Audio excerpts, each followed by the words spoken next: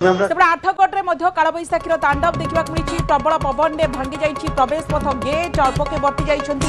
गाड़ी चालक कार उपरे छिंडी पड़ी प्रवेश पथर गेट 65 नंबर राज्य राजपथ तथा कटक संबलपुर पुराणा रास्तार गाड़ी चलाचल बाधाप्राप्त होती अटकी रही गाड़ी मोटर आठगढ़ मेडिकल बाहर पट सिलिंग पवन में भांगी रुझी चुरमार हो जाइए एक्सक्लूसिव भिजुआल आपको देखाऊँ गाड़ी चालक केमती सौभाग्यवशत अल्पके बर्ती जाइए कालबैशाखीर प्रभाव केते भयंकर रूप धारण करी तार सही चित्र प्रवेश पथर गेट केमती भांगी पड़ी वर्तमान सेठाकर स्थिति कौन सुशांत अच्छा फोन लाइन रे सुशांत प्रथम कहतु वर्तमान सेठाकर स्थिति केमती रही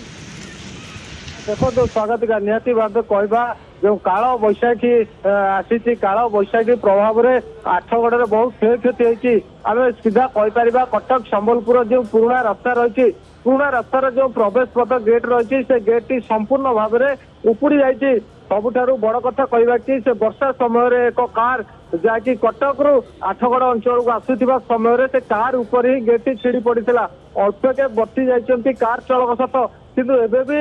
चलाचल बाधाप्राप्त होती स्थिति स्वाभाविक होना घटनास्थल में प्रशासन तरफ दुईटी जेसीपी सहायता बेले फायर विभाग गोटे टीम एठार पहुंची जहाँकि सीधा सड़क कहीपर कि जो घटना घटी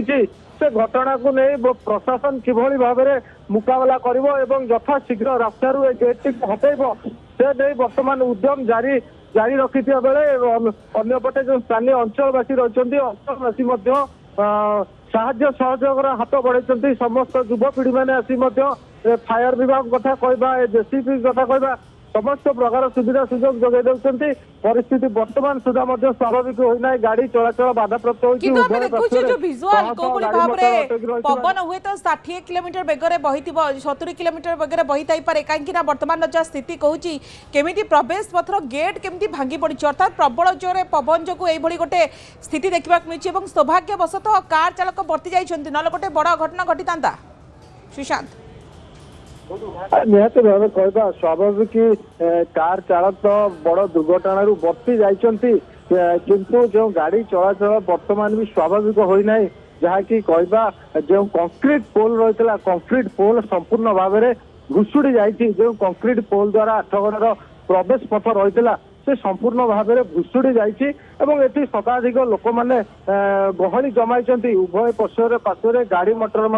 अटकी रही प्रशासन पक्षर तत्परता पाई संगे संगे दुईटी जेसीपी को डक जाइए जेसीपी साहाय्य तुरंत सेठारु हटेवा व्यवस्था करा तो वर्तमान हूँ से चित्र देखा मिली यातायात स्वाभाविक हो पारि ना आपण खबर पर नजर रखता सुशांत।